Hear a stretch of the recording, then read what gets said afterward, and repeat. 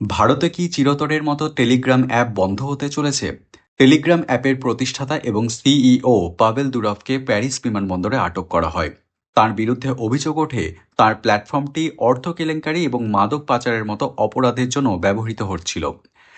Telegram অ্যাপের বিরুদ্ধে জোর করে টাকা আদায় এবং জুয়ার মতো অপরাধমূলক কাণ্ডে যুক্ত থাকারও অভিযোগ ওঠে। ভারত সরকার এই পুরো বিষয়টি খতিয়ে দেখছে। ফ্রান্সে টেলিগ্রামের সিইও পাভেল দুরভের গ্রেফতারের পরে ভারত সরকার এই বিষয়টিতে আরও বেশি নজরদারি শুরু করেছে। এমনকি টেলিগ্রাম অ্যাপে ইউজিসি, নিট এর মতো বড় বড় পরীক্ষাগুলির পেপার ফাঁস হওয়ার মতোরও অভিযোগ ওঠে। এই সব কিছু নিয়েই তদন্ত শুরু হয়েছে।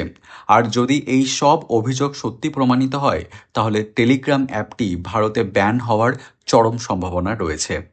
টেলিগ্রামের বেনামি বৈশিষ্ট্যগুলি অর্থাৎ অ্যানোনিমাস বৈশিষ্ট্যগুলি পুলিশি তদন্তের জন্য উল্লেখযোগ্যভাবে বাধা সৃষ্টি করে বলেও অভিযোগ ওঠে। অফিসার উল্লেখ করেছেন, কেউ তাদের নম্বর লুকিয়ে রাখতে পারে এবং শুধুমাত্র ব্যবহারকারীর নাম দেখাতে পারে। এটি হোয়াটসঅ্যাপে ঘটে না। এই নাম প্রকাশ না করার কারণে টেলিগ্রামে কাউকে শনাক্ত করা আমাদের পক্ষে ভীষণ কঠিন।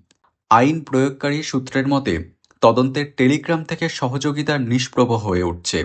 দিল্লি পুলিশ অফিসার জানিয়েছেন, যখনই আমরা তাদের কাছে পৌঁছাই তারা শেষ লগ ইন আইপি ঠিকানা দিয়ে প্রতিক্রিয়া জানায়, যা প্রায়শই সামান্য সাহায্য করে কিন্তু খুব বিশেষ সাহায্য করে না। এবং এই আইপি বা এই যে সমস্ত কিছু তারা যে প্রোভাইড করছে সেগুলো কতটা সত্যি সেটাও পুলিশ ঠিক করে বুঝতে পারে না। তাই বোঝাই যাচ্ছে টেলিগ্রাম অ্যাপ দিনে দিনে ভয়ঙ্কর হয়ে উঠছে জনসাধারণের জন্য। এই অ্যাপ ভারতের জন্য সত্যিই কি ক্ষতিকর?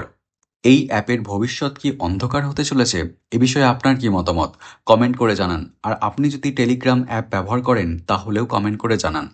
এরকম আরও অনেক খবরের জন্য নিউজ এআই 24x7-কে ফলো করুন এবং সাবস্ক্রাইব করুন। আর নিউজ এআই 24x7.com-এ খবর পড়ুন এবং নিজেকে আপডেট রাখুন।